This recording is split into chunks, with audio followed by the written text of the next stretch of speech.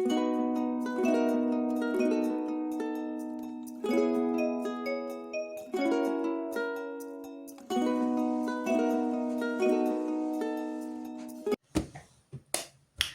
guys, welcome to another episode of my YouTube channel. My name is Fezeka. I am a South African that is currently based in the UK. If it's your first time joining me, thank you so much for stopping by. Please do not forget to click on the subscribe button so you do not miss out on any of my future upload. I always say every time I upload a video, I'm always hoping to get at least 5 subbies, so please help a girl out. Help a girl out. I'm joking. So if this video came into your feeds, chances are you're planning on studying abroad, and the UK is one of the countries that you are thinking or considering, then you came to the right place, because I'm going to be talking about a very important step in your process that is called proof of funds. I'm going to explain what it is, and then I'm going to show you how to calculate, and then lastly we're going to be talking about some of the acceptable and unacceptable proof of funds. Let's get straight into the video. Okay, so what is proof of funds? So basically, as an international student, in part of your application for your study visa, you need to prove to the UK government or Home Office that you are able to pay for your tuition fees. But not only that, but also you are able to sustain yourself. So you need to provide to them that you've got the funds, the total funds of your tuition fee for the first year, plus your living expenses. So your tuition fee, it will be determined by the program that you're going to study and also the university. So it's going to differ from university to university. However, for an international student, an average, we can say about £20,000. I know it's very expensive, but unfortunately, as an international student, the tuition fee, it's higher. It's higher than home student, so it's very expensive. And then the second amount that you need to prove, it will be your living expenses. What determines your living expenses? It is the area that you are currently based or you're going to be studying at. If you're going to be studying in London, it's going to be more expensive, but on an area that is outside of London, it's going to be less expensive.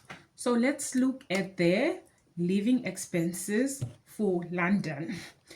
It is currently calculated at an amount of 1,334. My apologies, I'm going to be, slightly glancing on my diary just to make sure that I get the figures correctly. Please do not be annoyed by that.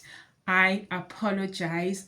And also just a disclaimer, these figures that I'm going to be confirming to you are going to be changing as from the 2nd of January 2025. So if you are watching this video after, then the amount, it's going to be different. It's not going to be the same amount, but this is the current as per the time that I am recording this video.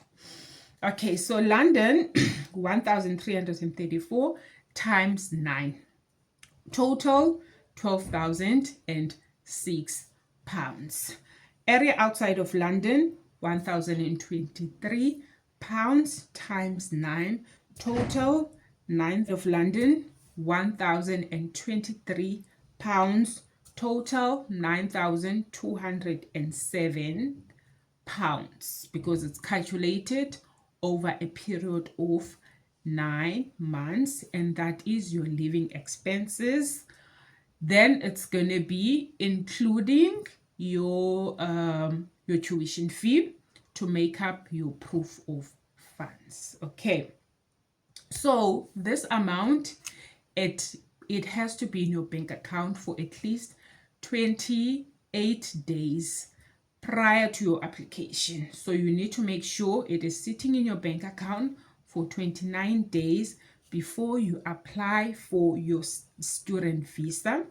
So now let's look at some of acceptable proof of funds and non-acceptable proof of funds. So how do you provide the proof of funds? You either need to submit a letter or you can submit a bank statement. So now we're going to be looking at acceptable letters and bank statements that you can provide, and also unacceptable letters and bank statements that you can provide. If you get a scholarship either from the university that you're going to be studying at, or some of the Commonwealth organization that offers scholarship for international student, then you can submit a letter to your institution, and then that amount will then be deducted from the amount that you need to provide proof for. Also, some countries, they do provide student loan for students who are going to be studying abroad. Maybe you get a loan from your country, and then the university is also going to exclude that amount because it will then cover your tuition.